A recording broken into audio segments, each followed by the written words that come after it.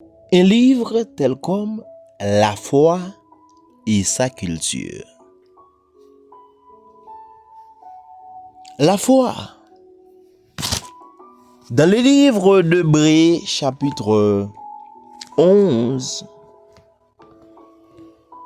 commence ainsi la définition biblique de ce qu'on appelle la foi. Dans le livre d'Hébreux, chapitre 11, il disait que la foi est une ferme assurance des choses qu'on espère et une démonstration de celles qu'on ne voit pas. Pour l'avoir possédé, les anciens ont obtenu un témoignage favorable. Donc, la foi, vous voyez bien, la foi, c'est ce qui nous connecte avec Dieu. Lorsqu'il disait dans le livre d'Éphésiens chapitre 2, il disait dans le verset 8, car c'est par la grâce que vous êtes sauvés, par le moyen de la foi. Alors vous voyez bien, la clé, c'est la foi. Et cela ne vient pas de vous, mais c'est le don de Dieu. Cela ne vient pas de vous, de moi, de lui, de nous, mais c'est le don de Dieu. Par le moyen de la foi. La foi, c'est la clé qui ouvre la porte qui nous connecte avec Dieu par Jésus-Christ. Maintenant, tout le monde peut dire sur cette terre que j'ai de la foi. J'ai de la foi. Oui, certainement. Vous avez de la foi.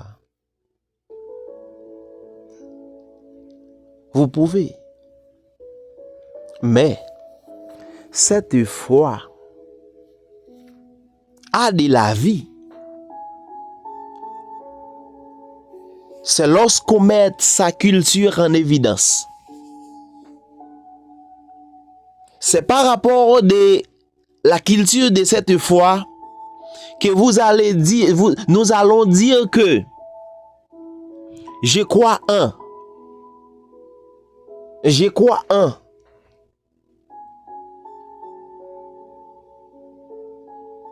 Vous allez voir dans le livre d'Actes des Apôtres, chapitre 11, le verset 26, pour la première fois à Jérusalem, dans la ville d'Antioche,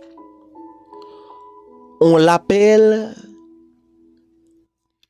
des bien-aimés qui marchaient avec Jésus-Christ, on l'appelait chrétiens. Différent des autres de la population d'Antioche dès lors, différent de tout le monde, on leur donna un nom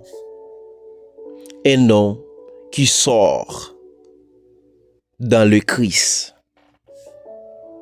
Chrétien, c'est quelqu'un qui marche avec Christ. Chrétien, c'est quelqu'un qui imite Jésus-Christ. Chrétien, c'est quelqu'un qui adopte une culture chrétienne, une culture christocentrique.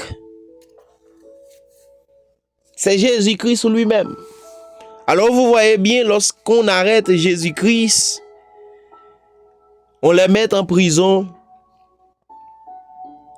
Il rencontre un homme, un des disciples qui était avec Jésus-Christ. On les prêtait 10 doigts. disait que vous étiez avec le Christ. Pourquoi? Parce que dans ses attitudes, dans ses caractères, dans ses comportements, il y a certaines portées qui est typiquement l'essence même de Christ. Donc, la foi et sa culture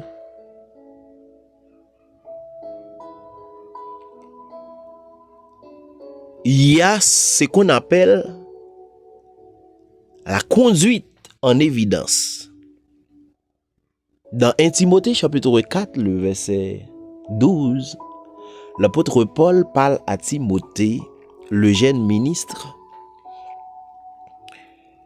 Il disait que personne ne méprise ta jeunesse, mais sois un modèle pour les fidèles. Ce modèle que vous devez être, c'est-à-dire que modèle de personnes qui connectent avec le Christ. Eh bien, vous devez être modèle Timothée en parole, en conduite, en pureté, en foi, en charité.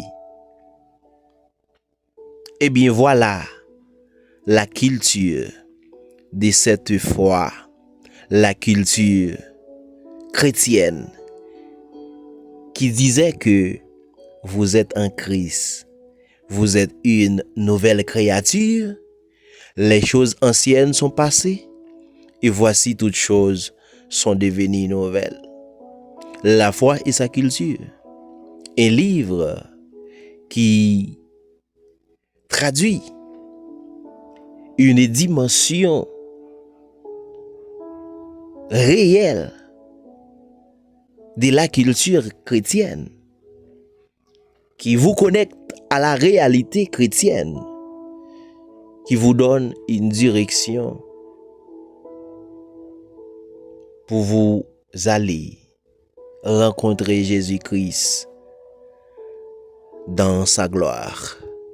Donc, librairie virtuelle, bibliothèque évangélique, c'est la référence. Allez-vous?